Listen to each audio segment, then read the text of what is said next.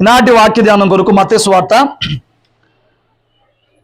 5వ అధ్యాయము 21 నుంచి చెప్పబడింది. 21, 22 మళ్ళీ చదవండి. నరహత్య చేయవద్దు, నరహత్య చేయవద్దు, నరహత్య చేయువాడు విమర్శకు లోనగునని పూర్వీకులతో చెప్పబడిన మాట మీరు విన్నారు కదా.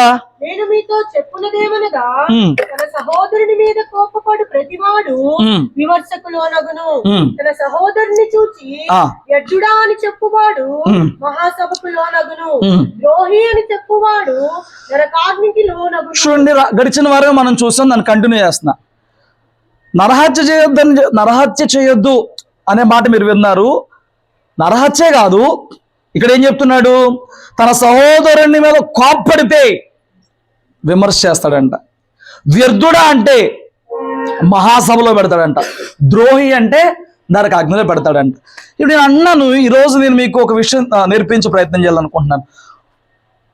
కోపాన్ని ప్రదర్శించడం కంటే ఆ కోపమును ఎలా మలుచుకోవాలో ఆ జ్ఞానాన్ని కృపను దేవుడి దగ్గర అడిగితే మనకు మంచిది. కోపాన్ని ఎలా ప్రదర్శించాలని చెప్పని ఉద్రేకపడిపోయేదానికంటే ఈ కోపమును ఎలా మలచాలి, ఎలా కంట్రోలబుల్ చేయాలి అనేది నేర్చుకుంటే ఈ విమర్శ తప్పించుకుంటాం, సభ తప్పించుకుంటాం, నరకాగ్ని కూడా తప్పించుకుంటాం. ఒక సంఘటన చూడండి. ఆదికాండము 4వ అధ్యాయము 23వ వచనం. లెమెకు తన భార్యతో,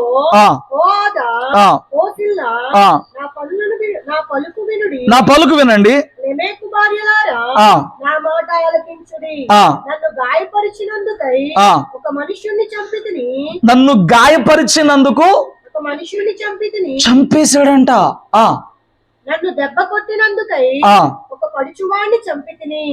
7 అంతలు ప్రతిదండన కయ్యూను కోసము వచ్చిన ఎడల. స్టోరీ తెలుసు మనోడికి. మళ్ళీ కయ్యూని కోసం ఎంత కోపం వచ్చిందంట దేవుడికి? 7 అంతల ప్రతిదండన వచ్చిందంట, శిక్ష వచ్చిందంట. లెమెకు కోసము 77 అంతలు వచ్చిన. 70 ఏళ్ళు వచ్చిందంట. ఇప్పుడు స్టోరీ అన్నారా? లెమెకు అనే వ్యక్తికి 2 భార్యలు, ఆదా, సిల్లా. మరి ఎక్కడ జరిగింది, ఏం జరిగిందో? మనోడు 2 పిల్లలను కన్నాడు. వాళ్ళిద్దరూ కూడా 2 రకాల వృత్తుల్లో ఉన్నారు. ఓకే, అంతవరకు బాగుంది. ఎక్కడ జరిగింది, ఏం జరిగిందో డీటెయిల్గా ఇవ్వలేదు, కానీ భార్యలకు వచ్చి మాట చెప్తున్నాడు. ఇదిగో, ఒక ఎవరిని వస్తుంది, నన్ను గాయపరిచాడు, నన్ను కొట్టాడు, నాకు గాయం కలిగింది. ఆ కలిగిన గాయానికి ఇతడు గాయం చేశాడా, ప్రాణం తీశాడా? కావాలన్నా, తెలియక, అనుకోకుండానా? కావాలని కాదు, ఉద్రేకం. ప్రాణం తీసేయాలనేం కాదు. నాకు దెబ్బ కొడతావా, నాకు దెబ్బ తగిలేలాగా చేస్తావా, నన్ను గాయపరుస్తావా, నీ సంగతి చెప్తా అని చెప్పని. ఏమండి, అటు పక్కన వ్యక్తికి నిన్న ఒక వ్యక్తి గాయపరిచాడండి, మానసికంగా కావచ్చు, మాటలతో కావచ్చు, క్రియలతో కావచ్చు. ఇప్పుడు నువ్వు రిటర్న్ చేసే పని నిన్ను ఎంత గాయపరచగలిగాడో అంతే గాయపరుస్తున్నావా? అంతకు మించి బియాండ్ వెళ్ళగలవా? అసలు కంట్రోల్గా ఉండగలవా? ఆ కోపం ఎలా మలుచుకోవాలి? ఏమండి, ఆ కోపము మలుచుకోకపోతే ఈ లోకములో జరిగే ప్రతీకారపు క్రియలకు, వార్తలకు ఈ కోపమును అణుచుకోవడం, మలుచుకోవడం రాకపోవడమే. వార్తలు మీరు ఎప్పుడు చూడండి. ఏమండి, ఆ వ్యక్తి మీద కోపం ఉందంట, ఆ పాపను కిడ్నాప్ చేశాడు, ఆ బంగారం కాల్చే దాన్ని ఏమంటారు, అవినా దాని అంటారు, కొలిమ, అందులో వేసి కాల్చేశాడంట. ఎందుకు? ఆ వ్యక్తి మీద కోపం వచ్చింది. ఆ కోపం ఎంత దూరంగా వెళ్తుంది, ఎంత పెరుగుతుంది. నీ కోపం వస్తుంది, అస్తమించేటప్పటికి అయిపోవాలి. ఆ కోపంతో నువ్వు విమర్శ చేయకూడదు. అసలు కోపం ఉండకూడదు, పడకూడదు, కోపంతో ఒక మాట అనకూడదు, ద్రోహి అనకూడదు, ఏమీ చేయకూడదు. ఏమండి, అంత లిమిట్ పెడితే ఇప్పుడు నేను అన్నా, నీకు కలిగిన బాధ తీర్చుకోవడానికి ఎదుటి వ్యక్తికి నీ కోపం ఎంత స్థాయిలో చూపిస్తున్నావు. నీకు ఒక బాధ కలిగిందండి, నన్ను మాట్లాడి నాకు బాధ కలగదా? నిన్ను మాట్లాడి నీకు బాధ కలగదా? కలిగింది. నీకున్న బాధని ఎదుటి వ్యక్తి మీద ఎంతటి కోపంని ఎంతగా మారుస్తున్నావు? ఈ బాధను కోపంగా మారుస్తున్న వల్ల ఉపయోగం ఉందా? వాడు గాయపరిచాడంట, ఇద్దరిని పిలిచి మాట్లాడే అవకాశం ఏమన్నా ఉందా? వాళ్ళ ఇంటికి తీసుకెళ్ళి మీ అబ్బాయి నన్ను కొట్టాడని చెప్పిన అవకాశం ఏమన్నా ఉందా? నన్ను ఇలా కొట్టాడు, నేను వయసులో పెద్దోడిని, మీ అబ్బాయి చేసింది ఏంటి, నా జోలికి కొత్తే అందుకు తెలుస్తాను ఒక వార్నింగ్ ఇచ్చే ఛాన్స్ ఏమన్నా ఉందా? చేయొద్దా? ఇలాంటి ఏం చేయకూడదా? చేయొచ్చా? చేయకూడదా? చేయొచ్చండి. రోజు క్రికెట్ ఆడుకుంటున్నాం, చాలా లాంగ్ ఇయర్స్, 2014-15 ఆ టైం ఏమో ఆడుకుంటున్నాం. మా మామయ్య వాళ్ళ అబ్బాయి ఉన్నాడు ఒకడు, వాడు కొంచెం అల్లరోడు. అయితే పాపం ఆ రోజు వాడిని అందరం తిడతాం. ఆ రోజున వాడి తప్పేమీ లేదు, వాడి తప్పేమీ లేకుండా అటు పక్కన ఉన్న కుర్రోడు వాడిని కొట్టాడు. నేను అక్కడే ఉన్నప్పుడు ఒరే ఎందుకురా రోజు అంటే నేను కొడతాను అన్ని తప్పే, ఆడేం చేయకుండా ఎందుకురా అలాగ అనేసావు అని చెప్పినట్టు ఇప్పుడు వాడు నా మీద ఫైర్ అయ్యాడు. నేను వయసులో పెద్దోడిని, వాడు వయసులో చిన్నోడు. నాకు వచ్చిందండి కోపం, పర్రాలు ఉబ్బుతీ చూడు సినిమాలో అయిపోయింది. ఇలా కాదు నేనేం చేశా ఆ రోజు ఊరుకున్నా. తర్వాత రోజు వాళ్ళ నాన్న నా దగ్గరకు వచ్చి రోజు పలకరెత్తాడు, రోజు వెళ్ళేటప్పుడు బాబుగా అంటూ వస్తాడు. అంకుల్ రండి కూర్చోండి, కూర్చోబెట్టి అరుగు మీద కూర్చోబెట్టి మన వాళ్ళు ఎట్లా ఉన్నారంటే మాట్లాడినాక పెద్దోడు ఎలా ప్రవర్తిస్తాడు చెప్పనా అని చెప్పని జరిగిన స్టోరీ అంతా చెప్పా. ఈయన్ని నాన్న కసిరానని చెప్పి మా ఓడిచోళ్ళకి ఎందుకు వచ్చాడు తప్పు లేకుండా అని చెప్పని వాడిని నేను పేర్లు చెప్పకూడదు, కసిరానని చెప్పి వాడేం చేశాడు నా మీద గేమ్లోనే కానీ ప్రతి చోటే కానీ రోడ్డు మీద కానీ ఎగనెస్ట్గా ప్రవర్తిస్తున్నాడు. నేను కసరకూడదంటే వాడు చేసిన తప్పు నేను కసరకూడదని వాడు నా మీద. ఇప్పుడు వాడు చిన్నోడు వయసులో నన్ను ఎగనెస్ట్గా ఉన్నాడు, నాకెంత కోపం రావాలి? నేనేం చేయలే. ఎందుకు క్రియలతో ఎందుకు దీన్ని, గొడవలతో ఎందుకు దీన్ని? గొడవ పడతాం మొదలెడితే అవి పెద్ద అయిపోద్ది. నేను చాలా పెద్దగా చూసా. ఇప్పుడు దేవునిలో ఉన్నాం, అవసరం మనకి అని చెప్పి నేను ఊరుకున్నా. 1-2-3 రోజులు ఊరుకున్న తర్వాత నాన్న పిలిచి కూర్చోబెట్టి మీ ఓడి ఇలా చేస్తున్నాడు, నాకు బాధగా ఉంది అంకుల్, చాలా అర్థం చేసుకోవట్లేదు నేను చెప్పేది అని చెప్పని అన్నా. ఆ నెక్స్ట్ డే వచ్చి బాబీ అన్న బాగున్నావా అంటున్నాడు. ఏం జరిగింది? ఇలా డీల్ చేస్తే పని అయింది. ఇప్పుడు ఆయన గ్రౌండ్లో రెచ్చగొడుతున్నాడు, నేను గ్రౌండ్లో చూసుకున్నామారా అని అంటే రక్తాలు చూసుకుంటాం, ఇంకేం చూసుకుంటాం? వయసు అండి, బలం అండి. ఈరోజు నేను ఒకటి కొట్టలేనా కనీసం? నేను 10 ఏళ్ళ క్రితం చెప్తున్నా, కొడితే ఆడేమైపోతాడు చిన్నోడు నా చేతిలో. యాండ్రో నీకు కూతంతలేవు, నీ కోపమును ఎలా ప్రదర్శిస్తున్నావు? అదే నీకు బాధే కలిగింది, నీకు బాధ కోపంగా మారుతుంది. బాధ ఎప్పుడు కోపంగా మారుతుంది. దాన్ని మలుచుకుంటున్నావా, ప్రదర్శిస్తున్నావా? ఏం సాధిస్తున్నావు? ఆ కోప శాపం అవట్లా. ఇప్పుడు ఏం చెప్తున్నాడు లేమేకు? నన్ను ఒకటి గాయపరిచాడు, బాధేసింది, డొక్కలో కొట్టాడా లేకపోతే రాయిపెట్టి కాళ్ళ మీద పొడిచాడా, మనకు డీటెయిల్స్ ఇవ్వకుండా మనం ఊహించుకుని ఏదో ఒకటి తల మీద కొట్టాడా, రక్తం కారుతుందా, నీకు గాయమైంది, బాధ అయింది. ఈ బాధని ఎందుకు కోపంగానే మార్చుకోవాలి? ఈ బాధని ఎందుకు కోపంగానే మార్చాలి? ఏమండి, దాన్ని మరొక మార్గంలోకి మార్చొచ్చామో కదా. సరే కోపంగా మార్చావు, కొట్టేసావు, ఆ దెబ్బలు కట్టి చచ్చిపోయాడు. ఇప్పుడేమంటున్నావు భార్యల దగ్గరకు వచ్చి? కయ్యూను తమ్ముడిని చంపితే ఇవిడంతలే వచ్చింది దేవుని ఉగ్రత, దేవుని కోపం, నా మీదకి 70 ఏళ్ళు వచ్చింది, నేను ఇప్పుడు శపించబడిన వాడిని అయ్యాను, నేనేమైపోతాను, ఇక బ్రతికే దినాన్ని ఎలా బ్రతకాలండి? నా మీదకి ఏ ఉగ్రత రాబోతుంది, ఏ శాపం రాబోతుంది? దేవుణ్ణి సన్నిధిలో నిలిచే భాగ్యం కోల్పోయిన ఆ కయ్యూని 700 కోపం అనుభవిస్తే, దేవుని కోపం చూస్తే నేనంత చూడాలి ఇప్పుడు అని చెప్పని భయపడిపోతున్నాడు. భార్యలకు చెప్తున్నాడు, నేనేమైపోతాను? ఏమండి, నేను అన్నాను, నీ బాధను కోపంగా మారుస్తున్నావు, కోపాన్ని ప్రదర్శిస్తున్నావు. ఆ ప్రదర్శించినప్పుడు నిజంగా నీకు న్యాయం జరుగుతుందా? నువ్వు మళ్ళీ పశ్చాత్తపడాల్సిన పరిస్థితి వస్తుందా? ఆ కోపంలో కొట్టేసావు, ఆ కోపంలో అనేసావు, ఆ కోపంలో తిట్టేసావు, చిన్న పెద్ద తేడా లేకుండా అనేసావు, కొట్టేసేసావు, గాయమే కలిగింది, రక్తమే జరిగింది, ఏదో జరిగింది. ఆ తర్వాత నువ్వు ప్రశాంతంగా పడుకుంటావా?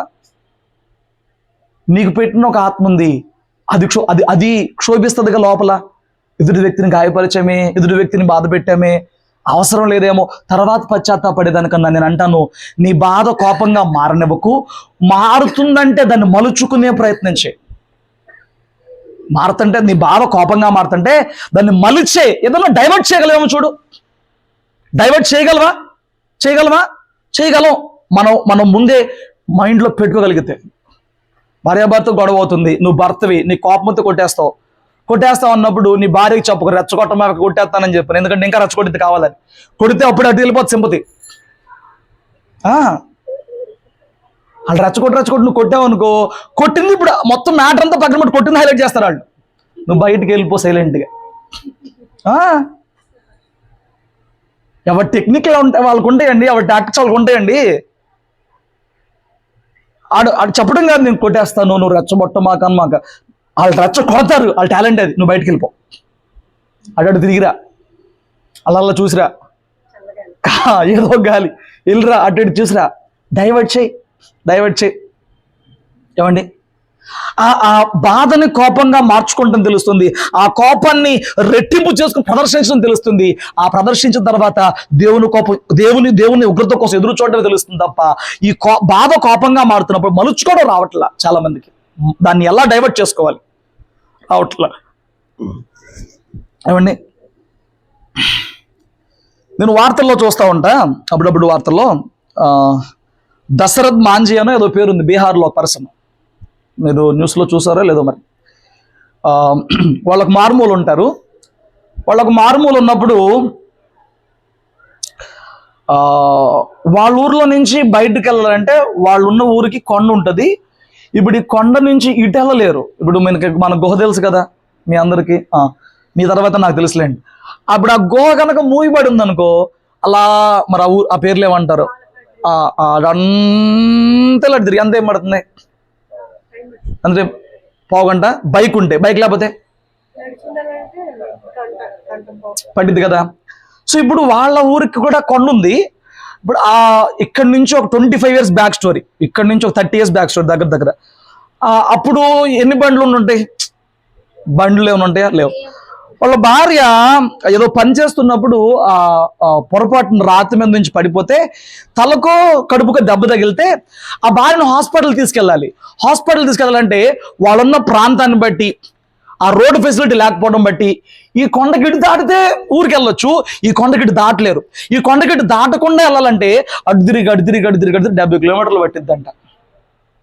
ఆ రోజున ఉన్న వస్తువులను బట్టి, ఉన్న సహాయాలను బట్టి ఆయన సకాలంలో తన భార్యని హాస్పిటల్కి తీసుకెళ్ళలేకపోయాడు. ఆ భార్య చచ్చిపోయింది. డాక్టర్లు చెప్పారు కొంచెం ఫాస్ట్గా వస్తే ఏమన్నా జరిగేదేమో అని చెప్పారు. అయిపోయింది. ఇప్పుడు భార్య చచ్చిపోయింది. బాధ కాదా? ఈ బాధకి ఎవరి మీద నిందేద్దాం? ఈ బాధని ఎవరి మీద కోపంగా మారుద్దాం? ఏమండి, గవర్నమెంట్ వాళ్ళు మా ఊర్లో సరిగా బస్సే లేదు, గవర్నమెంట్ ఏం చేయగలవా? చేయలేవు. లేకపోతే మా ఊర్లో హాస్పిటల్ పెట్టలేదు, మా ఊరికి సరైన రోడ్డే లేదు. తను బాగా ఆలోచించాడు, నా భార్యని నేను ఎందుకు కోల్పోయాను? నా భార్యని నేను కోల్పోవడానికి కారణం, మేమున్న గ్రామం నుంచి వైద్యానికి దగ్గరకు వెళ్ళాలంటే దూరం ఎక్కువైపోయింది. ఈ దూరం దగ్గరగా మారాలంటే ఈ కొండ అడ్డు తొలగాలి అనుకున్నాడు. అనుకున్న తర్వాత ఆయన ఏం చేశాడంటే కొంతమంది సహాయం అడిగాడు. ఎవరు ఎల్లరా పిచ్చోడివా, ఏదో భార్య చచ్చిపోలా మాట్లాడుతున్నావు అని చెప్పని అందరు. కానీ అతను మాత్రం తన దగ్గర ఉన్న కొన్ని వస్తువులతోనే మొదలుపెట్టాడు. ఏమని? ఈ కొండను ఎట్లాగైనా తవ్వాలి అని చెప్పని. అతను మొదలుపెట్టి 22 సంవత్సరాలు తవ్వాడండి. 22 సంవత్సరాలు తవ్వాడు. ఎందుకు? నాకు జరిగిన ఈ నష్టం, నాకు కలిగిన ఈ బాధ ఈ ప్రాంతం పెరిగే కొలది ఎవరికి కూడా కలగకూడదు అని అంటే మాకున్న ఇబ్బంది ఇది, మాకున్న ఆటంకం ఇది, మా జీవితంలో బాధ కలిగించే ఒక విషయం ఇది అని చెప్పని అతడు ఒక్కడే 22 ఏళ్ళు కష్టపడ్డాడంట. కష్టపడి ఏమండి ఏదో లెక్క చెప్పారు, 35 అడుగులు వెడల్పు, 25 అడుగులు లోత్సం ఏదో చెప్పారు. ఇలాగా ఆ కొండను పగలగొట్టి రోడ్డు వేసాడంట. హల్లెలూయా. ఇప్పుడు కోప్పడి ఒకేలా ఆయనకు బాధ కలిగింది, నష్టం కలిగింది, ఆ గాయం కలిగింది, భార్యను కోల్పోవడం అనేది ఎవరి మీద చూపించగలడు? నేను అంటున్నాను, నీకు ఇప్పుడు ఒక పర్సన్ టార్గెట్ అవుతున్నారు. నువ్వు పర్సన్ టార్గెట్ చేయమాక, సిచ్యువేషన్ టార్గెట్ చేయి. ఎందుకు ఈ గాయం కలుగుతుంది, ఎందుకు ఈ బాధ కలుగుతుంది, ఈ బాధకు నివారణ ఏంటి అని చెప్పని నువ్వు ప్రాబ్లం మీద ఫోకస్ చేయి, వ్యక్తి మీద కాదు. మా ఇద్దరి మధ్య సిచ్యువేషన్ ఎందుకు వస్తుంది, నా మీద మాటలు ఎందుకు అంటున్నాడు, నాకు ఎందుకు ఈ గాయం కలుగుతుంది అని చెప్పని సిచ్యువేషన్ మీద, ఈ బాధ రాకుండా ఉండాలంటే దాన్ని ఏం చేయాలి పరిష్కారం, దాని మీద ఫోకస్ పెట్టాలి. నన్ను అంటావా, నీకు తెలియదా, బుద్ధి లేదా, నీకు ఇలాగని తెలియదా? ఏది నీకు తెలుసో దాన్ని సరి చేయాలి. స్తోత్రం చెప్పు. మారుతి అనో ఏదో పేరండి, ఆయన నార్త్ ఆయనే. ఇప్పుడు ఇందులో చెప్పిన స్టోరీ బీహార్లో, ఇంకొక ఆయన మహారాష్ట్ర, కర్ణాటకలోనో. ఆ రోడ్డు మీద వెళ్తుంటే ఆ గుంట చూసుకోక గుంటలో పోనిచ్చినప్పుడు భార్య పడిపోయి చచ్చిపోయిందంట. ఏమండి, ఆయన అప్పటి నుంచి కూడా ఏం చేస్తున్నాడనంటే ఎక్కడ రోడ్ల మీద గుంటలు కనపడితే అక్కడ గుంటలు పూడ్చేస్తున్నారంట. ఆ రోడ్ వేసిన కాంట్రాక్టర్ అవడు, ఆ రోడ్ శాంక్షన్ చేసిన ఎమ్మెల్యే అవడు, వాడి మీద కేసులు వేద్దామా, ఇదొక మార్గం కూడా ఉంది. అవన్నీ లేవు, ఇవన్నీ అవ్వలే అని చెప్పని ఆయన ఏం చేశాడంటే తన బాధని కోపంగా మార్చకుండా, తన బాధ ఇంకెవరికి ఇలాంటి బాధ రాకూడదని చెప్పని ఆ బాధలో తను కోపం రాకుండా దాన్ని మలిచాడు. ఆ బాధని ఎలా, నేను నష్టపోయాను, కారణం గుంటలో. ఇప్పుడు నీ బాధ కారణం ఏంటి అది పట్టుకో. ఇక్కడ ఇతను లెమేకుని అతను గాయపరిచాడు, నాకు ఈ బాధ కలుగుతుంది, ఈ బాధ కారణం ఏంటి? నేను అతన్ని గాయపరిచానా, నేను అతను బాధ కలిగించానా, నేను వాడికి నొప్పి కలిగించానా, నన్ను ఎందుకు కొట్టాడు అసలు అడగాలిగా, నన్ను ఎందుకు కొట్టావు, నాకు ఎందుకు గాయం కలిగించావు అడగాలిగా. నేను అన్న బాధకు మూలమేంటో పట్టుకోవాలిగా. ఆ మూలాన్ని పట్టుకుని ఈ కోపము పెద్దదవ్వకుండా డైవర్ట్ చేయడానికి ప్రయత్నం చేయాలిగా. చేయాలా వద్దా? అలా కాకుండా మనం నార్మల్గా చేసే పరిస్థితి ఏంటంటే, మనకి ఎవరి మూలంగా బాధ కలిగింది, ఎవరు ఆ మాట అన్నారు, మన నలుగురిలో ఎవరు తప్పుగా అన్నారని చెప్పి అది పట్టుకుని మనం కోపం అంతా ప్రదర్శించే ప్రయత్నం చేస్తాం. జాగ్రత్త, కోపం ప్రదర్శించుకుంటా పోతే ఏమంటే నువ్వు వాడు రూపాయికి నువ్వు 4 రూపాయలు కోపం చూపించు, నువ్వు 4 చూపుతాడు 10 రూపాయలు చూపిస్తాడు. అది ఆగదు. నీకు వారికి శాపంగా వెళ్ళిపోద్ది.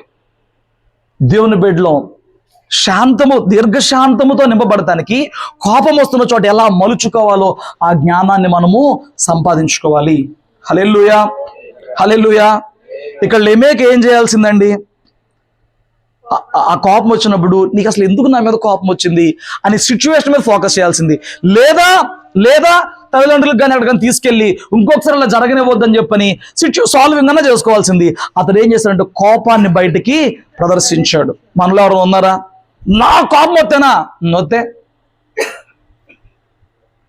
ఏం మాట్లాడతానో తెలియదు, ఏం పగలగొడతానో తెలియదు, ఎలా ప్రవర్తిస్తానో తెలియదు. ఓ రోజున ఎవరో ఫన్నీ వీడియో పెట్టారు అన్నమాట.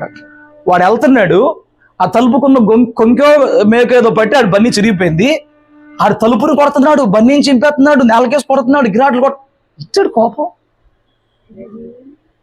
అంటే అదే కొంతమందికి అంతే, అంటే టచ్ చేస్తే చాలు, టచ్ మీ నాట్ ప్లాంట్లు ఉంటాయి కదా, ముట్టుకుంటే రియాక్షన్ చేస్తారు అనమాట. సో వీడికి ఏం లేదు, అక్కడ ఏముండదు, కోపము ప్రదర్శిస్తూ ఉంటారు. ఎందుకు అని మేకు పట్టింది, చిరిగింది కొంచెం.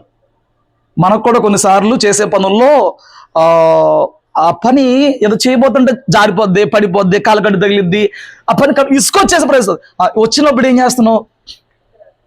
ఏమండి, అలా జరుగుతున్నప్పుడు ఏం చేస్తున్నావు? ఆ కోపాన్ని ఎవరి మీద ప్రదర్శిస్తున్నావు? అది ఆఫీస్లో కోపం, ఇసుకిచ్చారు నిన్ను, నీ పని వాళ్ళు టార్గెట్ అవ్వాలా, ఎక్కడ చూపిస్తావు?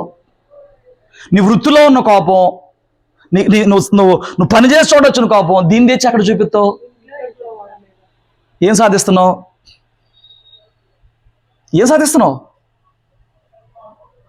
లోకానికి దేవుని బిడ్డలమైన మనము జీవించడం నేర్పించేలాగా ఉండాలి. లోకానికి మనం నేర్పించగలగాలి.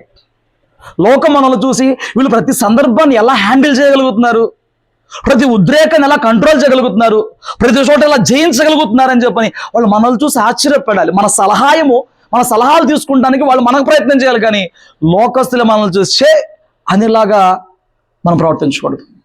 హల్లెలూయా. ఒక సందర్భం చూపిస్తాను రండి. సంఖ్యాకాండం 12వ అధ్యాయము మొదటి 2 మాటలు చదవండి. మోషే కూషు దేశపు స్త్రీని పెండ్లి చేసుకొని ఉండెను కనుక అతడు పెండ్లి చేసుకుని ఆ స్త్రీని బట్టి మిరియాము అహరోనులు అతనికి విరోధముగా మాట్లాడిరి. మీకు అర్థమైంది ఇక్కడ స్టోరీ? మోషే ఎవరు? పర్సనల్ గా మాట్లాడుకుందాం. మోషే ఎవరు? మిరియాం అహరోనుకి తమ్ముడు, అహరోను కంటే 3 ఏళ్ళు చిన్నోడు. ఓకే, ఇది పర్సనల్ విషయం. ఇప్పుడు సామాజికంగా దైవికంగా అతను ఏమై ఉన్నాడు? అందరికీ అతనే ప్రవక్త, నాయకుడు ఆయనే, వీళ్ళిద్దరికి కూడా ఆయనే. సో కొంత తక్కువ మంది, అంటే బైబిల్ పండితులు చెప్పే వాటిలో చాలా తక్కువ మంది చెప్పేది ఏంటంటే, తన భార్య అక్కడికి వెళ్ళినప్పుడు, ఎక్కడికి వెళ్ళింది, తన తండ్రి దగ్గరికి వెళ్ళినప్పుడు అప్పుడు జరిగిన పెళ్ళి అంటారు. కానీ మాక్సిమం పండితులు చెప్పేది ఏంటంటే, సిప్పోరా చచ్చిపోయినా పెళ్లి చేసుకోవడం చెప్తారు. చాలా మంది చెప్పే మాట ఏంటంటే, సిప్పోరా చచ్చిపోయింది, తను ఫరో రాజుకు భయపడి మిద్యాన్ దేశం వెళ్ళినప్పుడు చేసుకున్నాడు కదా ఇతర కుమార్తెని. అప్పుడు ఆ సిప్పోరా చచ్చిపోయిన తర్వాత పెళ్లి చేసుకున్నాడు. ఎవరిని చేసుకున్నాడు? కూషు దేశపు స్త్రీని పెళ్లి చేసుకున్నాడంట. తమ్ముడి మీద ఇప్పుడు ఎందుకు కోపం వస్తుంది? ఆ అమ్మాయిని బట్టి తమ్ముడి మీద కోపం వస్తుంది, విరోధంగా మాట్లాడడం. ఇదేంటి? మీరు చూసారు ఎప్పుడన్నా? ఇప్పుడు పెళ్లి చూపులకి వెళ్ళాం, పిల్లని చూసాం, ముగ్గురు నచ్చింది, ఒకడు నచ్చలే ఇంట్లో. వీడు వచ్చి చేసుకోబోయి వీడితో ఒరే నాకు నచ్చలేదురా అన్నాడు. ఆడన్నాడు అమ్మకి నాన్నకి అందరూ నచ్చింది నేను చేసుకుంటా అన్నాడు. ఇప్పుడు వదిలేస్తాడా? వీడు వద్దని నాకు ఆడు చేసుకుంటే ఏం చేస్తాడు? ఎక్కడన్నా తేడా వచ్చిన రోజున నేను ఆ రోజున అడిగి చేసుకోవద్దని చెప్పా, ఆ రోజున అడిగి చేసుకోవద్దని చెప్పా. రా బాబు, నాకు వాడికి నచ్చింది కదా, వాడు చేసుకున్నాడు కదా, దేవుడు దాన్ని సమ్మతించాడు కదా, దేవుడు ఒప్పుకున్నాడా ఒప్పుకోలేదా?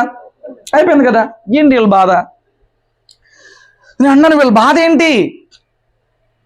ఆజ్ఞను ఏమన్నా మీరాడా? మీరలా. ఒకవేళ మీకు చెప్పలేదా? అన్నయ్యవే అక్కవే నీకు చెప్పలేదని కోపమా? ఇప్పుడు కొన్నిసార్లు కొంతమంది జీవితంలో ఇంపార్టెంట్ మ్యాటర్ మనకు చెప్పరండి. పోనీ చెప్పరు, పోనీ. నాకు ఒకవేళ వచ్చిందల్లా ఎంగేజ్మెంట్ అయిందండి, మీకు చెప్పను, మీరేం చేస్తారు? పోనీ అంటారా? ఇక్కడ ఫీల్ అవుతున్నారంట. ఫీల్ అవుతారా? అనుకోవచ్చుగా, ఏమోలే ఎంగేజ్మెంట్ అంటే అక్కడ జరిగేది కదా, తర్వాత చెప్తానికి పిలవలేదేమో. పాజిటివ్ వే ఒకటి ఉంది కదా, ఉందా లేదా? నీకు ఆ వ్యక్తి మీద ఉన్న హక్కు, నీకు ఆ వ్యక్తితో ఉన్న స్వతంత్రం ఏమనిపించింది అంటే నాకు చెప్పొచ్చు కదా అనిపించింది. నేనేమంటానంటే తన విషయంలో తనకున్న ప్రైవసీ, నా విషయంలో నాకు ప్రైవసీ లేదా? నాకు ఒక లిమిట్ ఉంటుంది కదా, చెప్పుకోవాలో చెప్పుకోవద్దు నా ఇష్టం కదా. చెప్తే సంతోషం, చెప్పకపోతే పోనీలే. చెప్పకపోతే నాకు మేలే జరుగుతుంది కదా. చెప్పకపోయినా నాకు మేలేం జరుగుతుంది, ఇక్కడ ఏం జరుగుతుందా? నాకు చెప్పలేదు కాబట్టి ఆ కీడులో పడ్డాడు అనటానికి చెప్పకపోయినా మోషకి పెళ్ళైంది మంచిదే కదా. ఇప్పుడు నీ బాధ ఏంటి? సొంత తమ్ముడే పెళ్లి చేసుకున్నాడు, చెప్పలేదా అంటే అక్కడ క్లియర్గా లేదు, నేను తేల్చేయట్లా. చెప్పలేదా? ఆ అమ్మాయి మీకు నచ్చలేదా? కూషు దేశం అమ్మాయి మీకు వద్దా? నీ పిల్లలు ఎవరు నిచ్చేదానివా? ఏదో ఉంది అక్కడ మొత్తానికి. సరే, కోపం వచ్చింది, ఏమైంది?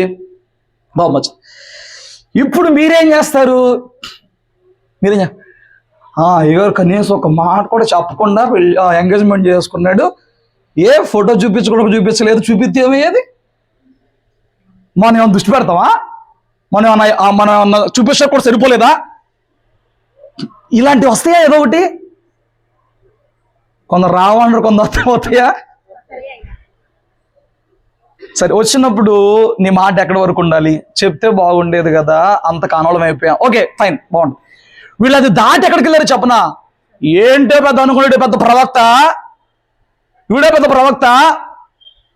ఏం మా ద్వారా పలికించట్లేదా? మాకు మాట్లాడట్లేదు దేవుడు, నీ ప్రవక్తను కాదా?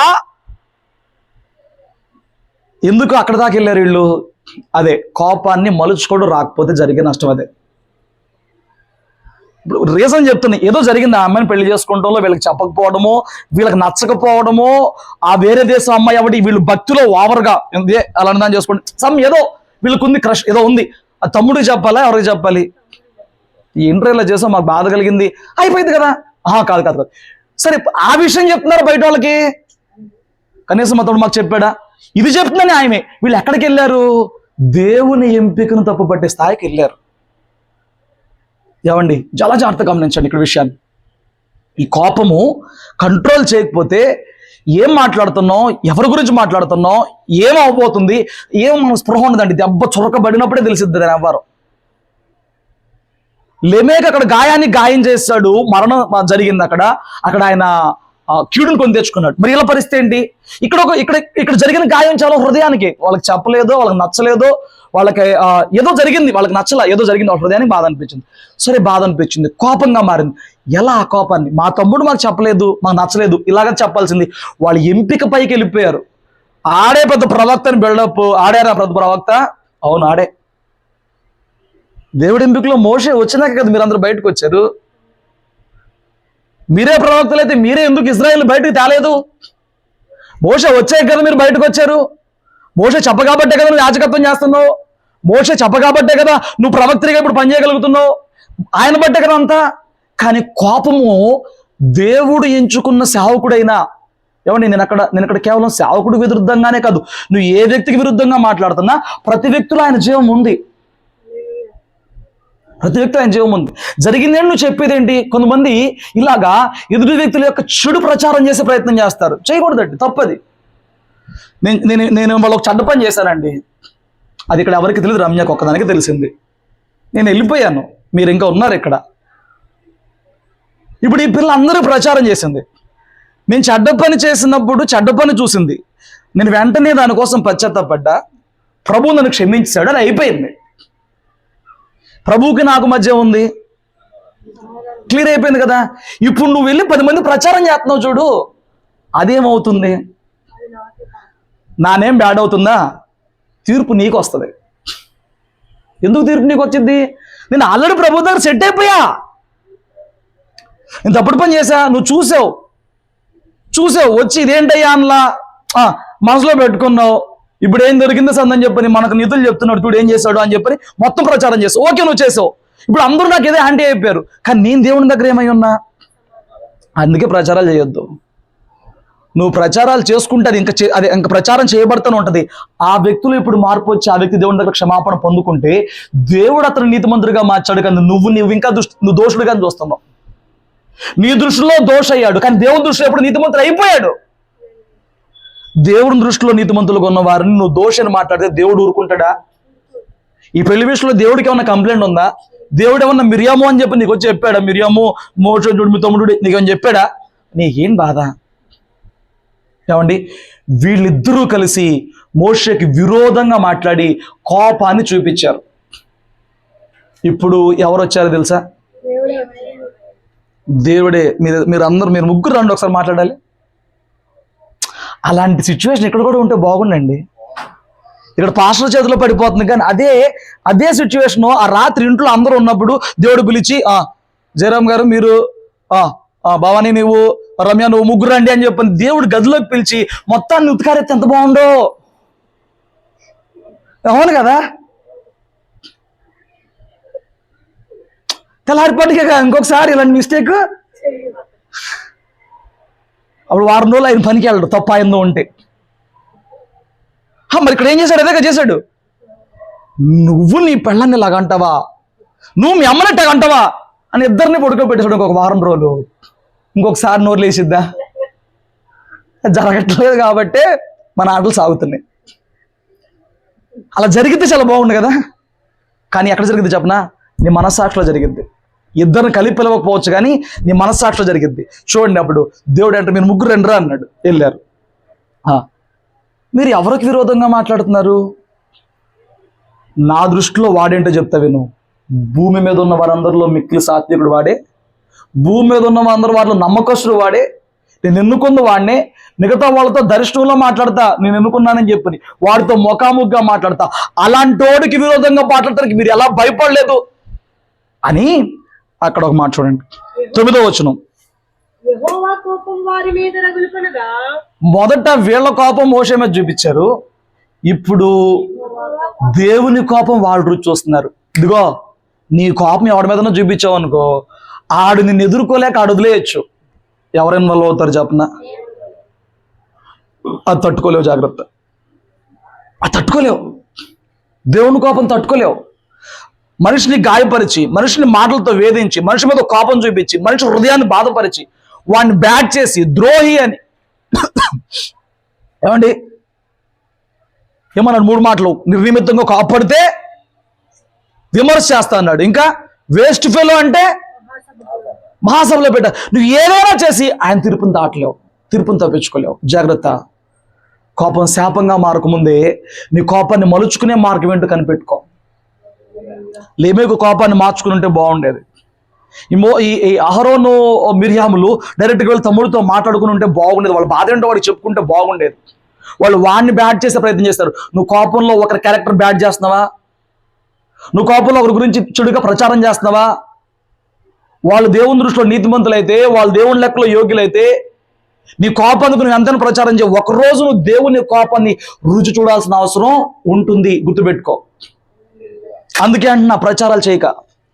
నువ్వు విన్నదైనా, నువ్వు చూసిందైనా సాధ్యమైతే వాళ్ళ కోసం ప్రార్థన చేయి. హల్లెలూయా. మీకు ఒకరి గురించి చూపిస్తాను రండి.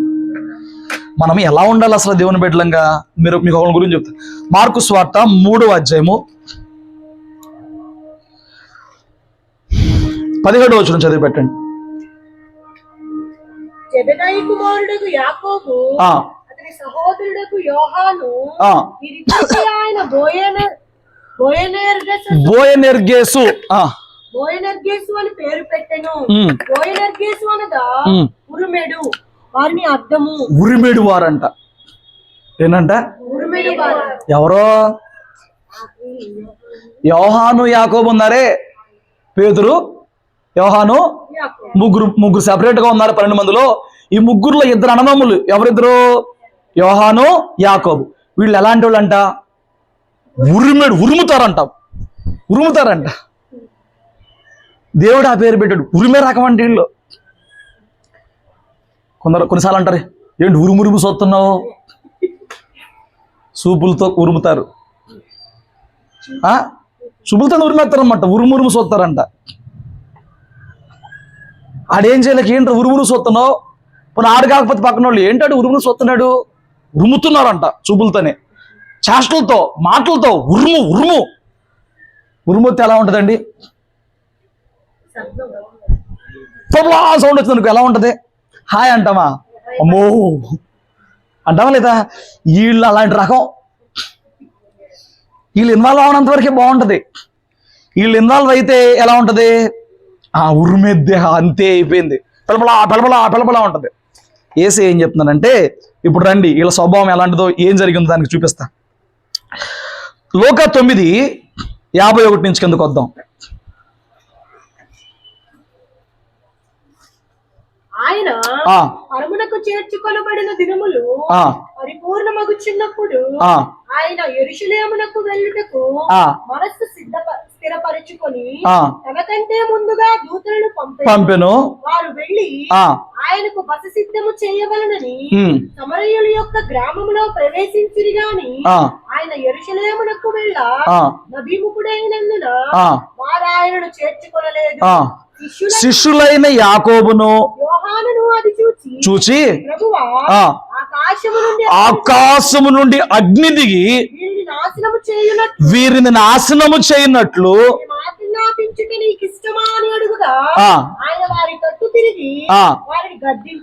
అక్కడ చేయనట్లు అనే దానికి 3, గద్దించ 4 ఉందా? కింద ఏమున్నాయి చూడండి, 3 దాని. ఏలియా చేసినట్లు అగ్ని దింపిన కాల్చేయమా అనే వాళ్ళు అడిగారు. ఏసే చూడేమన్నాడు?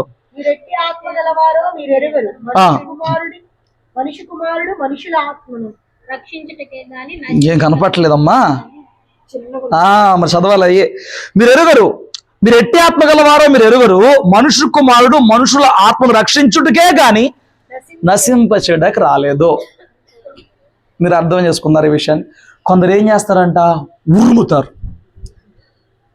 ఏసయ్య వాళ్ళని ముందుగా పంపించినప్పుడు వాళ్ళు సమరయ ప్రాంతంలో ఆయనకి బస ఏర్పాటు చేయడానికి ప్రయత్నం చేస్తే సమరయులు ఒప్పుకోలా. ఇక్కడ మీరు యూదులు, మీరు రావద్దు, యూదులకి సమరయులకి అసలు పడదు. సో వాళ్ళు వద్దన్నారు.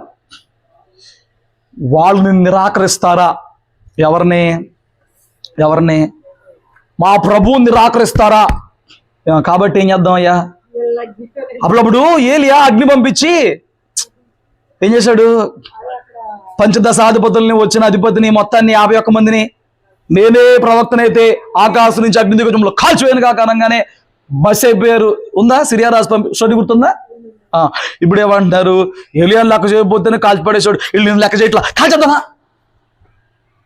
అప్పుడు అంటున్నాడు, ఒరే మీరెట్టి ఆత్మ కలిగిన వారు మీరు చూసుకోండి, నువ్వెట్టి ఆత్మ కలిగిన వాడు రాత్రి చూసుకో. నేను మనుషుల ఆత్మలను రక్షించడానికి వచ్చా, నశింపజేస్తానికి రాలా. ఇది పాత నిబంధన కాలం. అతను అన్యుడైన రాజు. అక్కడ ఏలియా మీదకు వాళ్ళు వచ్చిన విధానమే వేరు, జరిగింది వేరు. అది అయిపోయింది. ఇప్పుడు నేను వచ్చింది ఎందుకో తెలుసా? రక్షించడానికి వచ్చా, నశింపచేయడానికి కాదు. ఏమండి,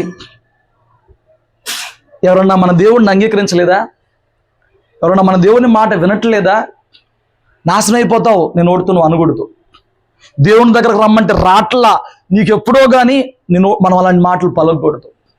నువ్వు ఇప్పుడు రావురా, నీకు ఒక రోజు వచ్చింది, ఆ మాటలు మనం చెప్పకూడదు. స్తోత్రం చెప్పండి. మనం చెప్పకూడదు.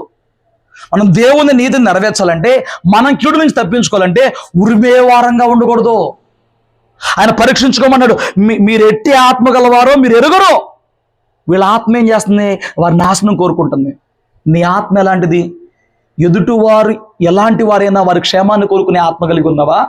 ఎదుటివారు నిన్ను గాయపరిచినందుకు వాళ్ళ జీవిత నాశనం చూసి ఆత్మను కలిగి ఉన్నావా? నీ అంతరంగం ఎలాంటిది? నీ ఆత్మ ఎలాంటిది? కొందరు జీవితకాలం సాధిస్తారండి, నాకు తెలుసు, కొంతమంది చూశాను. జీవితకాలం సాధిస్తారు కొంతమంది. నేను చెప్పే మాటలు జాగ్రత్తగా విను. ఈ రాత్రి నేను దీన్ని ముగించే ప్రయత్నం చేస్తా. మనము దేవుని బిడ్డలం ఎలాంటి కోపం కలిగి ఉండాలంటే, భౌతికమైన కోపం వేరు, దైవికమైన కోపం వేరు. భౌతికమైన కోపం వేరు, దైవికమైన కోపం వేరు. భౌతికమైన కోపం దేహంలో నుంచి పుట్టింది. భౌతికమైన కోపం ఉద్రేకంలో నుంచి పుట్టింది. ఇది ఎదుటి వ్యక్తిని ఏదో ఒక రకంగా నష్టపరచందే, గాయపరచందే. ఈ ఉద్రేకము, ఈ కోపము శాంతించదు. ఆ తర్వాత నీ ఆత్మకి వేదన మొదలయ్యింది.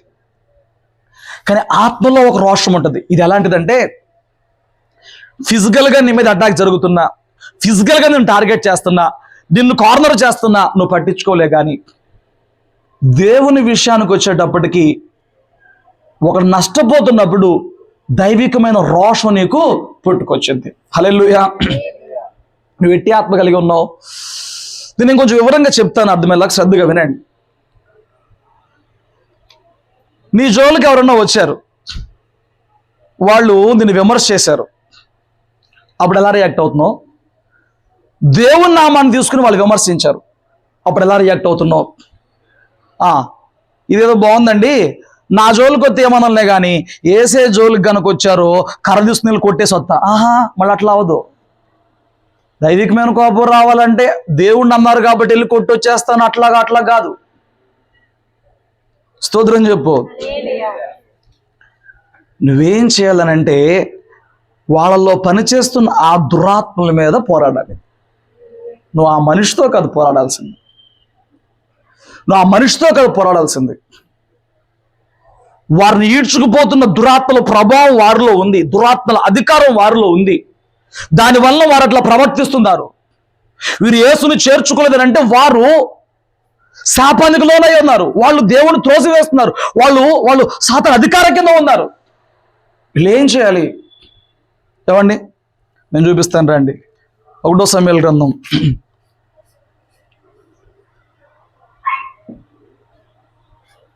15వ అధ్యాయము 11వ వచనం. సౌలు నన్ను అనుసరింపక వెనుక తీసి ఆజ్ఞలు గైకొనకపోయెను గనుక అతనిని రాజుగా నిర్ణయించినందుకు నేను పశ్చాత్తాపపడుచున్నాను. అందుకు సమూయేలు కోపావేశుడై రాత్రంతా కోపావేశం వచ్చినప్పుడు ప్రవక్త మనకేం నేర్పిస్తున్నాడు? ప్రార్థన చేయి. సౌలుని దేవుడు యుద్ధానికి పంపించాడు. నువ్వు వీళ్ళు అమాలేకులందరినీ వేసేసారా అన్నాడు. సొంత జ్ఞానం వాడకూడదు, కానీ వాడాడు. అందరిని వేయలే, కొంతమందిని మిగిల్చాడు, రాజుని వాళ్ళని, జంతువులు కూడా కొన్ని మిగిల్చాడు. ఈ విషయం ఆల్రెడీ ఎవరెవరికి చెప్పారు? దేవుడు సమూయేలుకి చెప్పాడు. సమూయేలు, నేను చెప్పిన పని వాడు చేయలే, నాకు బాధేసింది.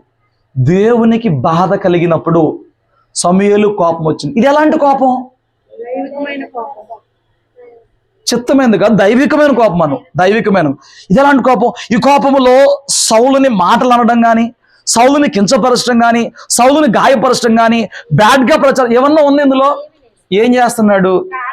అయ్యా ఇలా ఎందుకు జరిగింది, అయ్యా ఇలా ఎందుకు జరిగింది, ప్రార్థన చేస్తున్నాడు. ఆ ప్రార్థన 16వ వచనం చూడు. 16వ అధ్యాయం 1వ వచనం. సమూయేలుతో ఇలాగ సెలవిచ్చెను, ఇశ్రాయేలీయుల మీద రాజుగా ఉండకుండా నేను విసర్జించిన సౌలును గురించి నీవెంతకాలము దుఃఖింతువు? కోపం ఏమైందంట? నీ కోపము ఏ వ్యక్తి మీదో, ఏ పరిస్థితి మీదో అది ప్రార్థనలో దుఃఖంగా మార్చు. అలాంటి వాడు దీర్ఘశాంతం పొందుకుంటానికి దగ్గరలో ఉన్నాడు. అర్థమైందా? ఈ రోజుతో కన్క్లూడ్ చేస్తాను నేను. నువ్వు ఎప్పుడైతే కోపంతో నింపబడ్డావో, నువ్వు ఎప్పుడైతే ఉద్రేకంతో నింపబడ్డావో, వ్యక్తి మీద టార్గెట్ చేయడమో, వ్యవస్థ మీద టార్గెట్ చేయడమో కాదులే, కానీ ఆ విషయం గురించి ప్రార్థనలో ఆ కోపమును దుఃఖంగా మార్చి, ఇలాంటి పరిస్థితులు ఎందుకు జరుగుతున్నాయి ప్రభువా, ఆ వ్యక్తి నన్ను ఇలా ఎందుకు గాయపోతున్నాడయ్యా, ఆ వ్యక్తి నిన్నెందుకు బాధపడుతున్నాడయ్యా, ఆ వ్యక్తి నీ మందిరానికి ఎందుకు రావట్లేదయ్యా, నువ్వు అడగాలి. మనం ఎలాంటి వాళ్ళమో చెప్పనా, మన సెల్ఫ్ జోలికి వస్తే ఎక్కడ లేని కట్టలు తెంచుకునే కోపంతో రేగిపోతాం, ఉరుముతాం. ఏమండి, వాడు ఆత్మ నష్టపోతుంటేనో, దేవునికి దుఃఖం కలుగుతుంటేనో ఆ విషయాన్ని ఏం చేస్తామండి, ఏం చేస్తావా, పేరు చెప్పనులే, మీకు తెలిసిన వ్యక్తే, ఇంతకుముందు మన దగ్గరకు వచ్చే ఒక వ్యక్తే. అంటే ఎలా హ్యాండిల్ చేయలేదా ఒక ఉదాహరణ చెప్తాను. మన దగ్గరకు వచ్చే వ్యక్తి, పేరు చెప్పను, నాకు ఎట్టాగో పరిచయం అయ్యాడు. ఏమండి, మన దగ్గరకు వచ్చేవాడు, పాటలు పాడేవాడు, బాగానే ఉండేది. ఎప్పుడు ఎట్టా బిహేవ్ చేస్తాడో తెలియదు, షార్ట్ టెంపర్ మైండ్.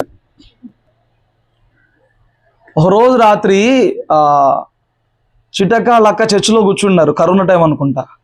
ఫుల్గా దాగేసేసి, ముందాగేసి అర్ధరాత్రి తలుపు కొడుతున్నారు. వీళ్ళిద్దరు ఏదో ప్రార్థన చేసుకుంటాకు వచ్చారు, గుర్తుందా? ఫుల్గా తాగేసేసేసి వచ్చాడు, తలుపు కొట్టాడు. ఏంటన్నా, ఏదో చెప్తాడు తాగేసి వచ్చినప్పుడు ఆడు చెప్పే సోదనాలంటే ఓపిక ఎంత కావాలి. అది నా దగ్గర ఉందేమో, దేవుడు నా దగ్గరికి పంపించేవాడు. ఓ రోజు సద్దామని, ఓ రోజు మా అబ్బాయి నన్ను కొట్టాడని తాగేసేసి ప్రతిసారి నాకు బాధ కలుగుతుందని, ఏమండి ప్రతిసారి ఎత్తుక్కుంటే చర్చకు వచ్చేవాడు. నేనా చర్చిలోనే ఉంటా. ఒకసారి ఇంటికి తీసుకెళ్ళి, ఆంటీ వాళ్ళ ఇంటికి తీసుకెళ్ళి స్నానం చేయించి, ఏమండి భోజనం పెట్టామా, టిఫిన్ పెట్టాం, భోజనం పెట్టి రాత్రి మళ్ళీ చర్చిలో పడుకుని 3 దాకా తినేశాడు. తాగినోడు ఒంటరిగా పడ్డా భరించా. ఇలా ఎన్నో, ఒకటి కాదు. మీకు తెలియదు అన్నమాలు ఏం జరిగింది. అయిపోయింది. మరి ఎందుకో ఏమో నాకు తెలియదు, ఎవరో నా గురించి ఏదో చెప్పారంటే దాని ప్రచారం చేయడం మొదలుపెట్టాడు. ఆ పాస్టర్ మంచోడు కాదు, అట్ట.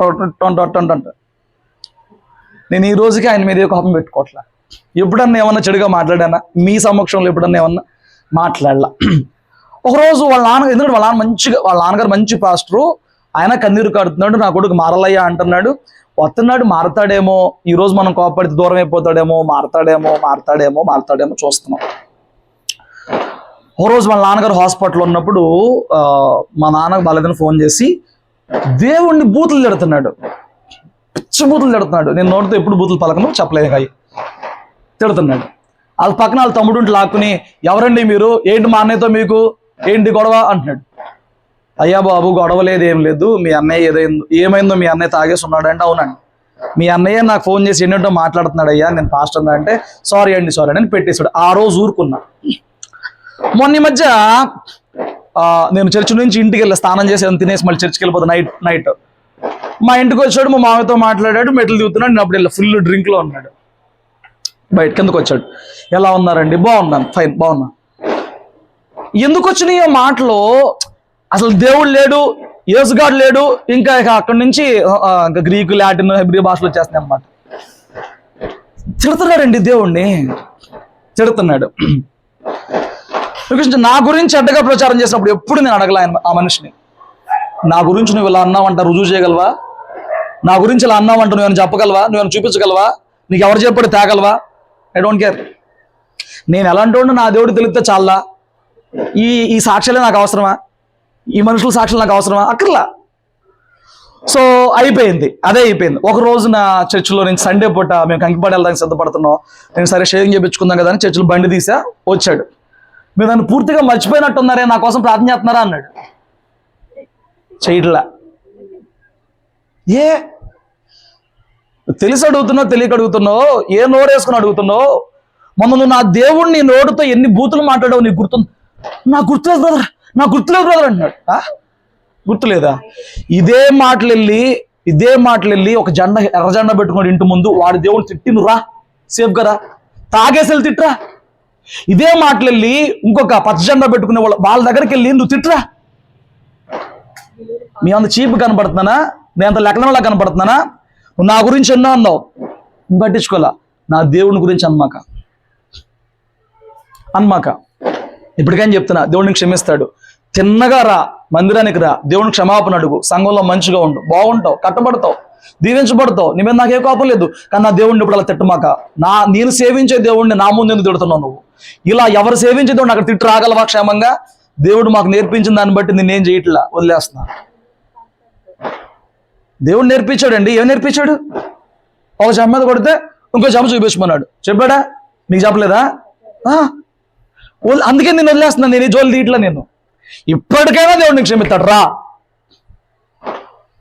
ఇప్పుడు ఇందులో ఎక్కడ మీకు కోపం కనిపించిందా? నా జోలు తీసినప్పుడు నేను వదిలేశానండి. అసలు మన జోలు తీసినప్పుడు మనం లెక్క చేయకూడదు. దేవుని జోలికి వచ్చినా, దేవుని వాక్యానికి వ్యతిరేకంగా జీవిస్తున్నా మనం వారిని శపించకూడదు, మనం వారిని దూషించకూడదు, మనం వారి మీద మనం కోపం ప్రదర్శించకూడదు. ఏమాయి రోగం, ఒక వారం వచ్చి 10 వారాలు మానేస్తాం, ఏం దెయ్యం పట్టింది, ఈ కోపం ప్రదర్శించకూడదు. ఇదేదో అక్కడ చెప్పాలి. అయ్యా ఆ వ్యక్తి ఎందుకయ్యా అలాగైపోతున్నాడు, వాడు ఎందుకు నీ ఆజ్ఞలు అర్థం చేసుకోలేకపోతున్నాడు, వాడు ఎందుకు నీ క్రమాన్ని అర్థం చేసుకోలేకపోతున్నాడు. సమూయేలు ఏమని ప్రార్థన చేస్తున్నాడు? కోపం వచ్చేసింది సౌలు చేసిన పనికి, కానీ ఏమని ప్రార్థన చేస్తున్నాడు? అయ్యా వాడు ఎందుకు చేశాడో వాడిని కనుకరించు. దుఃఖంతో వాడి మీద కృప రావాలని ప్రార్థన చేస్తాడు. కానీ దేవుడు చెప్తాను, నేను వాడిని విసర్జించి వాడి కోసం అనవసరంగా కేడమాక. నేను అంటున్నాను, ఈ స్థాయికి వచ్చావా? రావాలని తెలుసా? నీ జోలికి వచ్చినప్పుడు ఓర్చుకోవడం రావాలి. దేవుని జోలికి వచ్చినప్పుడు కోపపడతా రావాలి. కోపపడతాం అంటే కత్తులు ఖడ్గాలు ఇవి కాదండి. ఆ దైవికమైన కోపాన్ని ప్రార్థనలో, పోరాటంలో చూపించి ఆ వ్యక్తి మార్పు కోసం ప్రయాసపడాలి. హల్లెలూయా. నీ జోలికే వస్తే ఒకరోజు కన్నీరుగా వదిలేయాలి. వాడు దేవుని కోపాన్ని తెచ్చుకుంటున్నా, వాడు దేవుని నామానికి బాధ కలిగే ప్రయత్నం చేస్తున్నా, నువ్వు వారి కోసం చేతులెత్తి ప్రార్థన. అప్పుడు నీకు కోపం రావాలి, అప్పుడు నీకు రోషం రావాలి. హల్లెలూయా. ఇప్పుడు కానీ ఎలా ఉన్నారో చెప్పనా? ఏసైనా ఏమైందో అనుకోని, ఏసైనా ఎలాగని తిట్టుకొని, ఓకే తిట్టుకొని, కనీసం నువ్వు ప్రార్థన చేయగలవా ఇలాంటి వాళ్ళు మార్చయ్యా అని. వాళ్ళకి తెలియట్లేదు, వాళ్ళకి బుద్ధి లేదు, వాళ్ళు పాడైపోతున్నారు. వాళ్ళ మాటలు విని ఇంకా చాలా మంది పాడైపోతున్నారు. ప్రభువా నీకు అవమానం వస్తుంది, నీ సంఘానికి బాధ కలుగుతుంది అని నువ్వు రోషం తెచ్చుకోగలవా? ఏమండి, రోషం వచ్చిద్దా నీకు? రాదా? సెల్ఫేనా ఎంతసేపు? నీ సెల్ఫే, నీ స్వార్థమే, నీ పేరు పోకూడదు, దేవుని పేరు పోవచ్చు. నీ పేరు పోకూడదు, నీకు అవమానం జరగకూడదు. ఏసైని ఎన్నైనా అనొచ్చు, ఎవరైనా ఏమైనా అనొచ్చు, కనీసం వాళ్ళకి వచ్చేది ప్రార్థన చేయవు. ఆడికారం ఆడైపోతారండి. నువ్వెందుకున్నావు మరి? నువ్వు ప్రార్థన చేస్తాగలేవా? నువ్వు బోధిస్తాగలేవా? నువ్వు నేర్పిస్తాగలేవా? నువ్వెందుకున్నావు? ఆడి కర్మ ఆడిపోతాడు. నీకు ఎలాంటి చోట్ల రోషం వచ్చింది? సంఖ్యాకాండం 11వ అధ్యాయం ఇది ఒక రకం చూపిస్తాను రండి. 25 నుంచి కింద చదివి పెట్టండి. యెహోవా మేఘంలో దిగి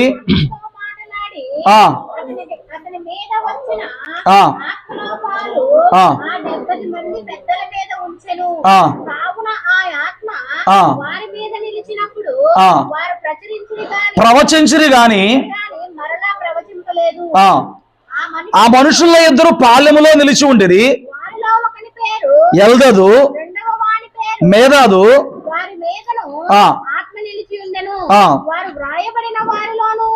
ఉండియు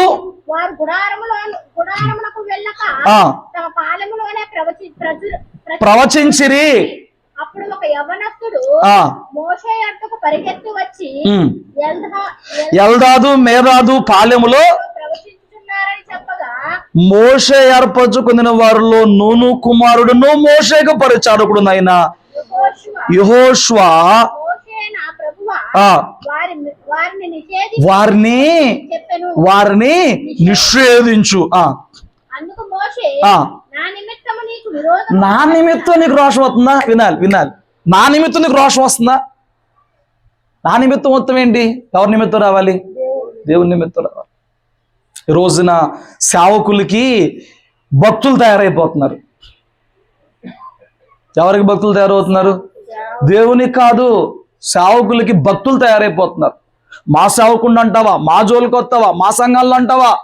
మా డినామినేషన్ గురించి మాట్లాడతావా? నీకు రోషం రావాల్సింది వాళ్ళు దేవుని గురించి తప్పుగా మాట్లాడితే.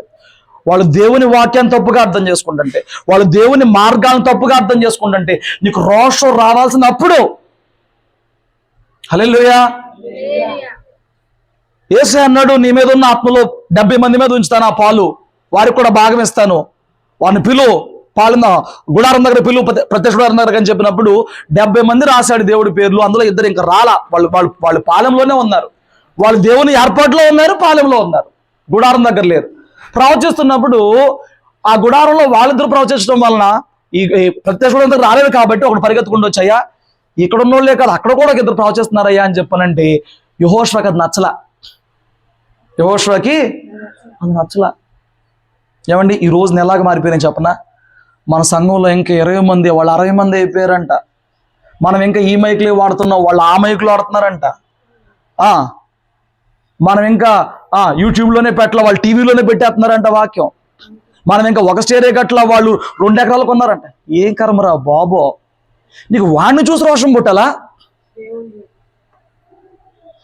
ఇప్పుడు వస్తున్నాయి కొన్ని సంఘాల్లో. మొన్న మీటింగ్ జరిగితే వాళ్ళు టపాకాయలు కలిసారంట, మనమో కాలుద్దాం. అసలు ఈ దరిద్రం ఎవడు మొదలెట్టాడు ఆయన? స్టేజ్ ఎక్కించి కేక్ కోపిస్తున్నారు. ఈ కేక్ కోత్తండి అనమాల ఏమై పెడుతున్నారు, పేట్ వెళ్తుంది. అవి అలగా చేసుకుంటారు. అలాంటి మనకు అవసరమా? ఆ పాస్టర్ అక్కడ కల్పించాడు, ఈ పాస్టర్ ఇప్పుడు పెడుతున్నాడు. ఏం గొడవరా బాబు? స్తోత్రం చెప్పు. అర్థం కావట్లా. దేనికి రోషం పుట్టాలి? ఏంటి, వాళ్ళు 1,00,000 రూపాయలు ఖర్చు మీటింగ్ పెట్టారా, మనం పెడదాం, ఎక్కడ అప్పు చేద్దాం.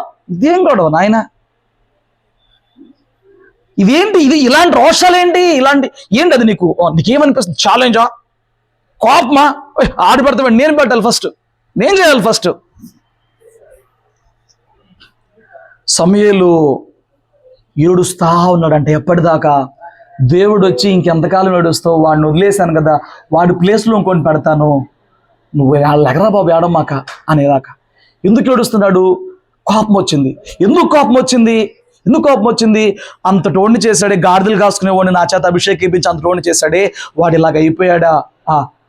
10 మంది ప్రచారం చేస్తున్నాడా? 10 మంది దగ్గర ఆరేస్తున్నాడా? 10 మంది దగ్గర విలువ తెస్తున్నాడా? రాజెట్ అయిపోయాడని చెప్పి 10 మందికి న్యూస్ పేపర్ లాగా స్ప్రెడ్ చేస్తున్నాడా? ఏం చేస్తున్నాడు? ప్రభువు దగ్గర కన్నీరు గారుస్తున్నాడు. దైవికమైన కోపం కలిగినోడు ఇలా ఉంటాడు. భౌతికమైన కోపం కలిగినోడు ముందున్నారు కదా, లెమేక్ లాగా, అహరోను మిరియాము లాగా, యోహానే ఉరుము ఏదో వచ్చేసేయాలండి. ఇప్పుడు ఏదో వచ్చేసేయాలి ఇప్పుడు అండి. ఆ ప్రభువుని అంగీకరించవా, నువ్వు నాశనం అయిపోతావు అనొద్దు. ఎందుకు చెప్పనా? కొన్ని వేల మందిని బలి తీసుకున్న సౌలునే దేవుడు ఎన్నుకుని పౌలుగా మార్చేశాడు. ప్రవీణ్ పాడా గారిని చంపేశారు కదా, ఆ చంపిన వాళ్ళు ఎవడన్నా పశ్చాత్తాపడితే పగడాల గారి కన్నా గొప్పవాడుగా దేవుడు మార్చగలడు. నువ్వెవడు వాడు నాశనం అయిపోవాలని చెప్పడానికి, నువ్వెవడు వాడికి దేవుడు తిరుపు తీర్చడని చెప్పడానికి, నువ్వెవరివి? నీకేదో కోపం వస్తుంది, ఆ కోపానికి నువ్వు తిరుపు తీరుస్తావా? మనం ఎవరిని తిరుపు తీరుస్తానికి? అసలు నీకు ఎలాంటి విషయాల్లో రోషం వస్తుంది? నేను అంటున్నా, పాత నిబంధనలో దావీదే కానీ కొత్త నిబంధనలో యేసయ్య కానీ సెల్ఫ్ విషయాల్లో ఎప్పుడు కోపడలా. ఇదే మనం నేర్చుకోవాల్సింది ఈరోజు. వ్యక్తిగత విషయాల్లో ఎప్పుడు ఎవరి మీద కోపం తెచ్చుకోలా. గొల్యాతు వచ్చాడు, దేవుణ్ణి తిరస్కరించాడని అంటే ఎక్కడ లేని రోషం కొట్టేశాడు. అదే సౌలు రాజు దావీదు జోలికి వచ్చినప్పుడు దావీదు పారిపోయాడు. గొల్యాతుని చంపినోడికి సౌలుని చంపడం లెక్క. గొల్యాతు ఎంత 9 అడుగులు, సౌలు ఎంత? వార్నింగ్ ఇచ్చేపను, గొల్యాతుని వేసేసా నా జోలికి వస్తున్నావు చెప్తే బాగుండే కదా. పారిపోయాడు.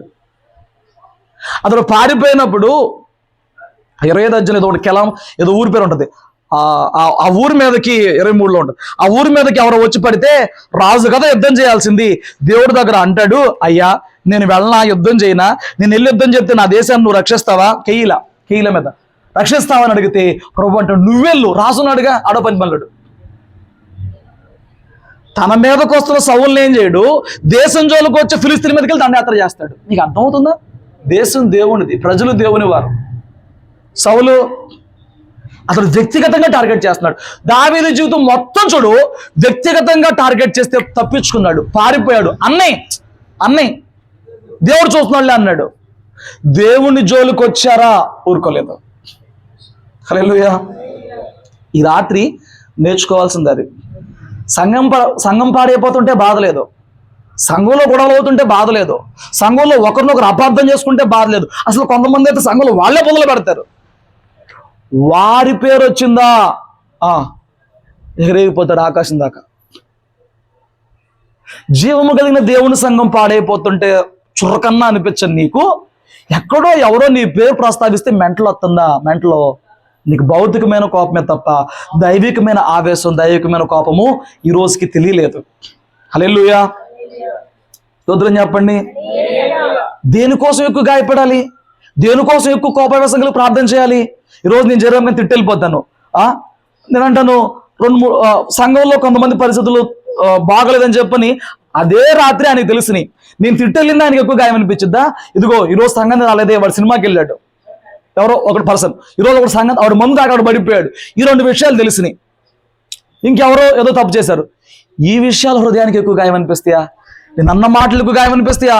సంఘంలో దేవుని బిడ్డలై ఉండి దేవుని దగ్గరకు వచ్చి వాళ్ళు దేవుని మార్గంలో ఉండి ఇప్పుడు తప్పిపోతున్నారు. ఇది ఎక్కువ గాయం అనిపించిద్దా? ఏదో ఎక్కువ గాయం అనిపించింది? నేను అన్నయ్యే ఎక్కువ అనిపిస్తే భౌతికమైన కోపం ఉన్న వాళ్ళకైతే, సెల్ఫ్ మాత్రమే కోరుకునే వాళ్ళకైతే, ఈ లెమేకు, యోహాను, యాకోబు లాంటి వాళ్ళకైతే ఇవే రోషం. నన్ను ఎందుకు అంటాడు పాస్టర్ గారు, నా తప్పు ఉందా? ఏమండి, నన్ను ఎందుకు అంటావు, నా తప్పు లేదు. నేను అందుకే ఎప్పుడు హన్నా స్టోరీ చూపిస్తా. హన్నా అందే, అయ్యా నువ్వు తప్పుగా అర్థం చేసుకున్నావని దీనంగా చెప్పింది.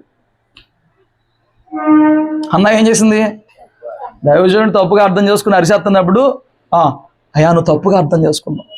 అక్కడ ఊగిసలాట ఏమైపోయింది? ఆ కోపమే ఇప్పుడు దాకా గర్భంలో లేకుండా చేసింది ఆవిడకి.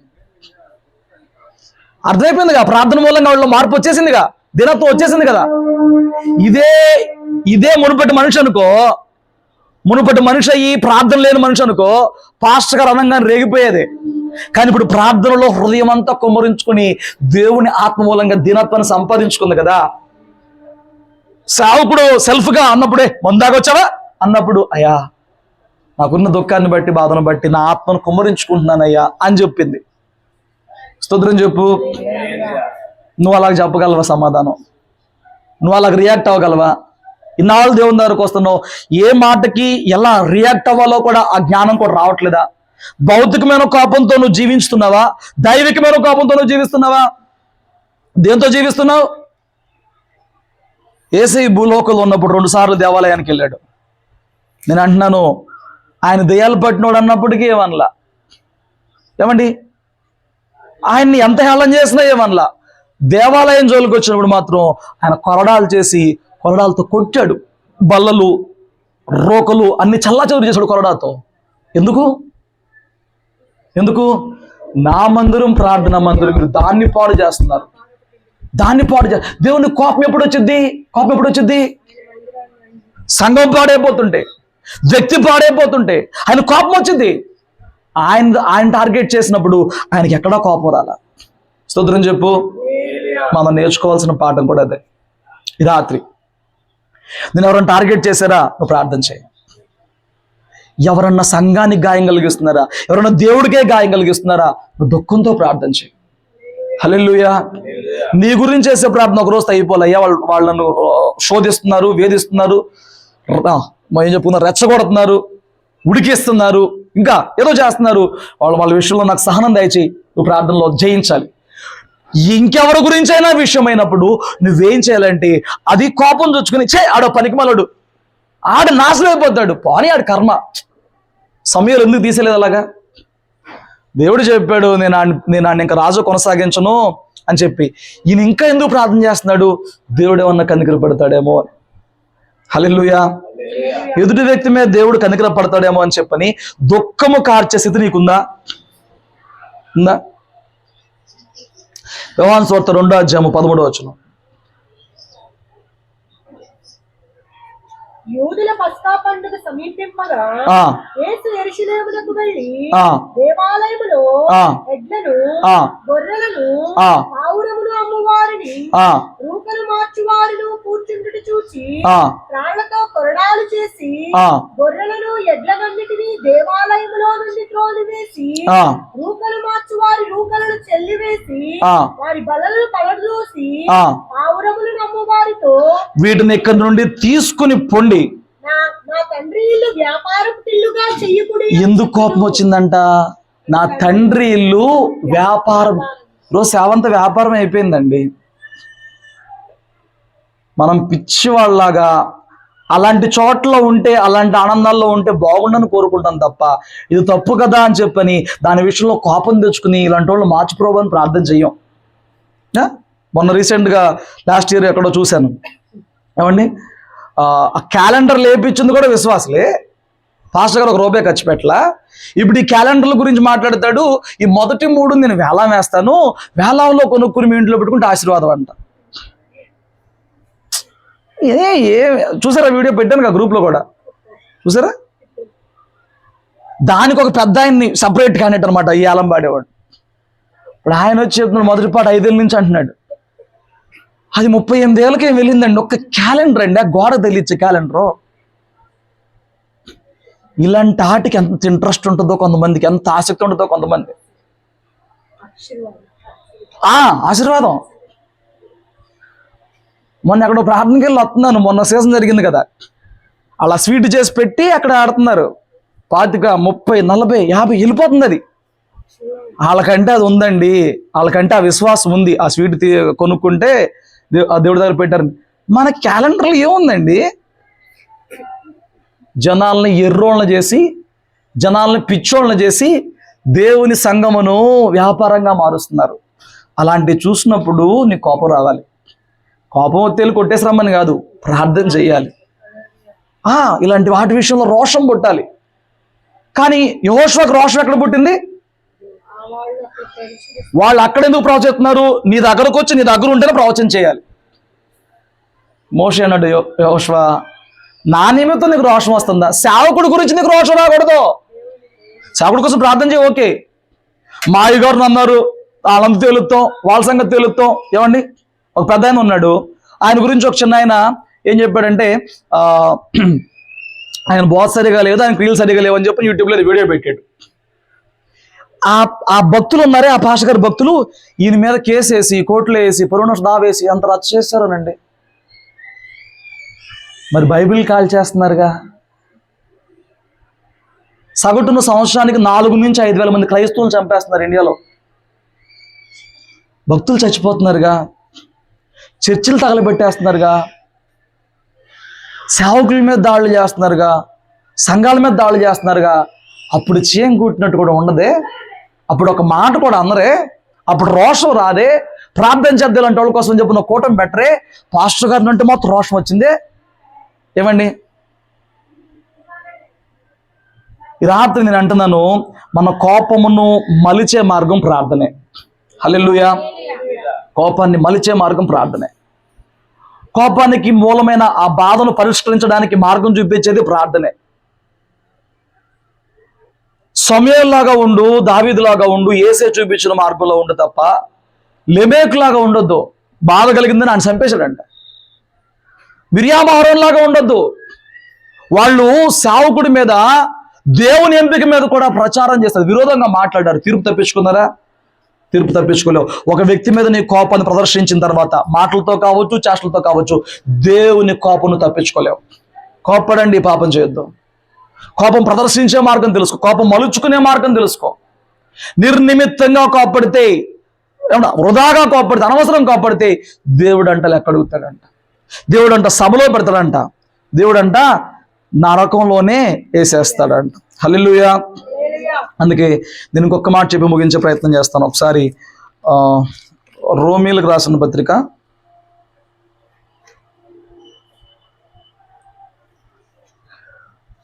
14వ అధ్యాయం 13వ వచనం, లేదా 11 నుంచి కూడా చదివి పెట్టండి. నా తోడు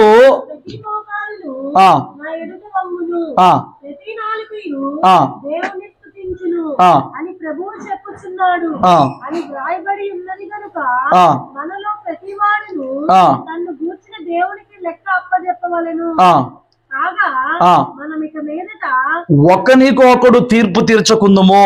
ఇది కాకయు ఆ, సహోదరు సహోదరునికి అడ్డమైన ఆటంకమైన కలగజేయకుందుమని మీరు నిశ్చయించుకునండి. ఏంటంట, ఈ భూమి మీదైనా భూమి విడిచినాకైనా ప్రతి మోకాలు దేవుని ఎదుట వంగి లెక్క అప్పచెప్పుకోవాలి. లెక్క అప్పచెప్పుకోవాలి. నీ జోలికి వచ్చారా, వదిలే, వాడు ఒక రోజు లెక్క అప్పచెప్పుకుంటాడు. నేను బాధ పెట్టాడా, వదిలే, వాడు ఒక రోజు లెక్క అప్పచెప్పుకుంటాడు. నేను గాయపరిచాడా, వదిలే, వాడు ఒక రోజు లెక్క అప్పచెప్పుకుంటాడు. ఉందా లేదా వాక్యంలో? మనలో ప్రతి వాడు తన గురించి దేవునికి లెక్క అప్పచెప్పాలి. ఎందుకు అన్నావు, ఎందుకు గాయపరిచావు, ఎందుకు దుఃఖపెట్టావు, నీ తల్లి అయితే ఏంటి, నీ చెల్లి అయితే ఏంటి, ఎవరైతే ఏంటి, నువ్వు ఎందుకు, నా బిడ్డ, నా జీవం వారిలో ఉంది, నువ్వు వాడిని ఎందుకు గాయపరిచావు, ఎందుకు మాటలు, ఎందుకు చేతులు పడ్డాయి, ఎందుకు దెబ్బలు పడ్డాయి, ప్రతిదీ లెక్క అప్పచెప్పుకోవాలి. హల్లెలూయా. కాబట్టి నువ్వేం చేస్తావంటే, నీ జోలికి ఎవరన్నా వస్తే వదిలే, దేవుడు దాని గురించి లెక్క అడుగుతాడు.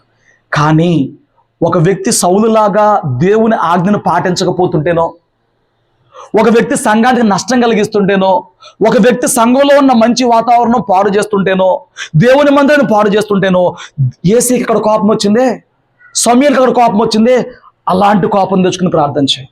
అలాంటి కోపం తెచ్చుకుని వాళ్ళకి బుద్ధి చెప్పే ప్రయత్నం చేయి. నువ్వు సంఘంలో ఇలా ప్రవర్తించొద్దు, సంఘం పాడు చేస్తున్నావు, ఇది మంచిది కాదు. అలాంటి చోట్ల నేను అన్నాను, మనం ఇప్పుడు రివర్స్లో ఉన్నామండి. సంఘం ఏమైపోతే నాకేంటి పాస్టర్ చూసుకుంటాడు. ఎవరు చెప్పారు? నీ సహోదరుడు నీ ముందు తప్పు చేస్తావు, నువ్వే కదా తెచ్చాలి. ఈ రోజున సంఘం గురించిన భారం ఎవరికీ లేదు.